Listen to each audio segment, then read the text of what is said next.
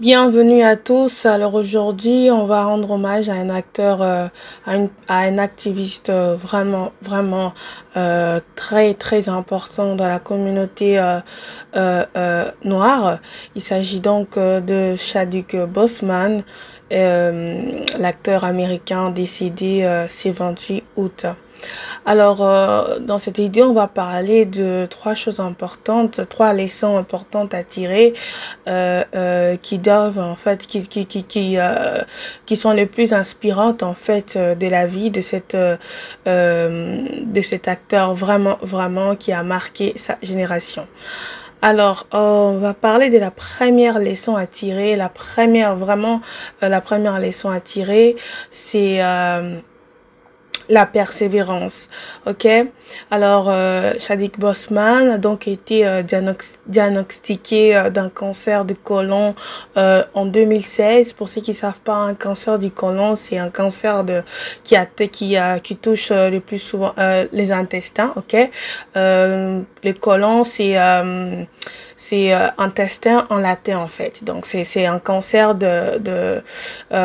d'intestin. Ok. Il était touché avec il avait des problèmes avec ses intestins et tout, et cela lui a été diagnostiqué en 2016, et en 2016 son cancer était déjà au stade 3 et tendait vers le stade 4. Ok.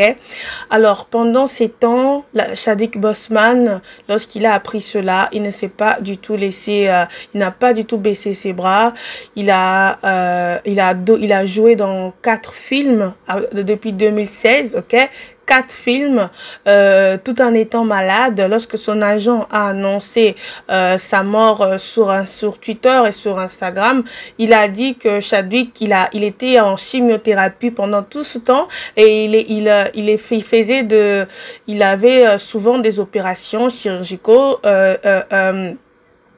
qu'il subissait pendant tous ces temps où où il tournait ses films. Ok, imaginez, pendant tout ce temps où on le voyait à la télé, on le voyait faire des allers-retours, on le voyait faire des tournages et tout. Le gars était en chimiothérapie.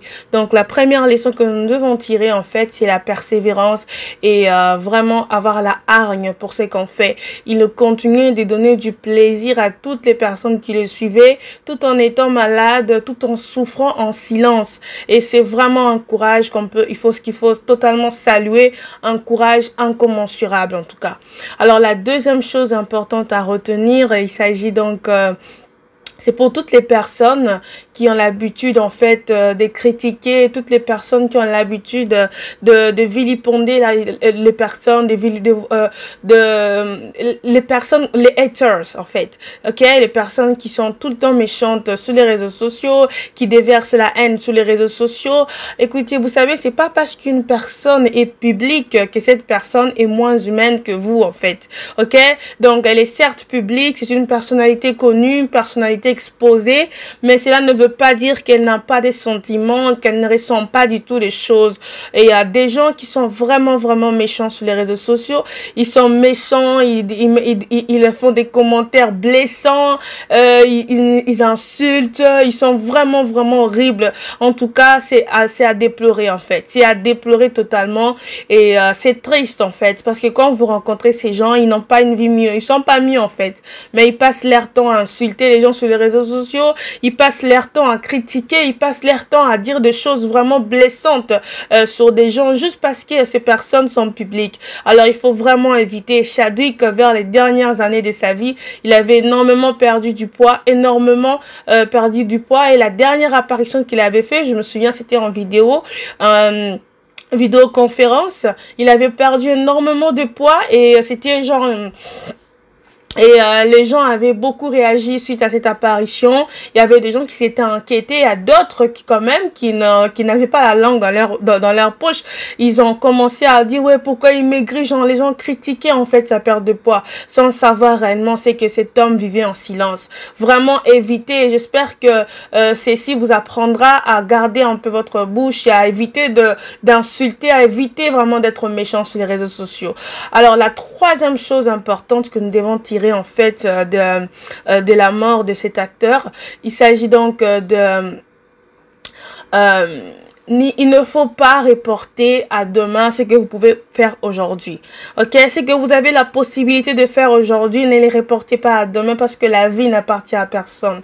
La vie ne vous appartient pas. Vous pouvez être en bonne santé aujourd'hui. Regardez Kobe, il était en bonne santé, il a juste pris son hélicoptère pour se déplacer, aller quitter chez lui pour aller au match de sa fille et il n'est plus jamais revenu pendant qu'il était en très très bonne santé.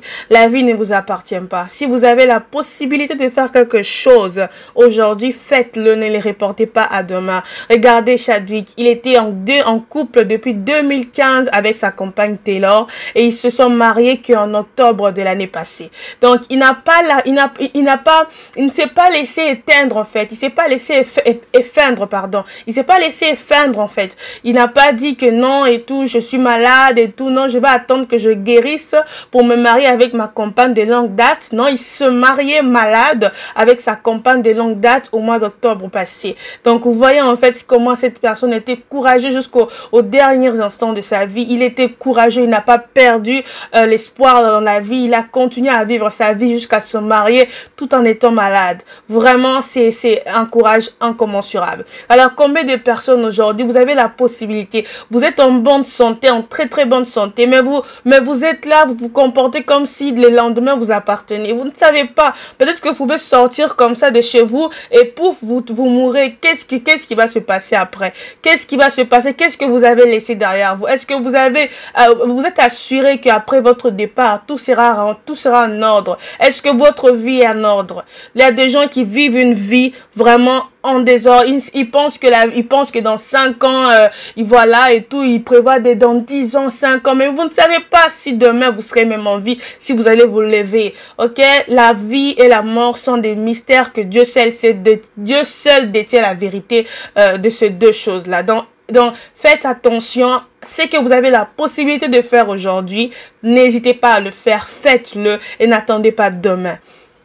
Ok, alors c'était ces 3 choses que je voulais vraiment partager avec vous et le plus important c'est de rendre hommage à cet acteur vraiment incroyable et à cet activiste qui a beaucoup œuvré pour la communauté noire. Il était malade mais il continuait de faire des posts sur en tout cas pour ceux qui le suivent, il continue à faire des posts sur son Instagram. Quand Kamala Harris, elle a été désignée par Joe Biden, par les démocrates comme colistaire et tout, il avait vraiment félicité Kamala sur son Instagram, sur son Twitter. En tout cas, pour ceux qui le suivent, je suis sûre que vous avez remarqué aussi, il continuait toujours à être actif, sur les réseaux sociaux, malgré sa maladie. C'est vraiment un courage, en tout cas, c'est son courage vraiment qui, moi, personnellement, m'a marqué et je pense me marquera vraiment pendant très, très longtemps. Ok, donc, merci beaucoup d'être resté jusqu'à la fin de cette vidéo et j'espère que vous avez appris un plus dans cette vidéo et je vous souhaite une bonne journée et prenez soin de vous, prenez soin de vos proches et faites attention à vous. Au revoir.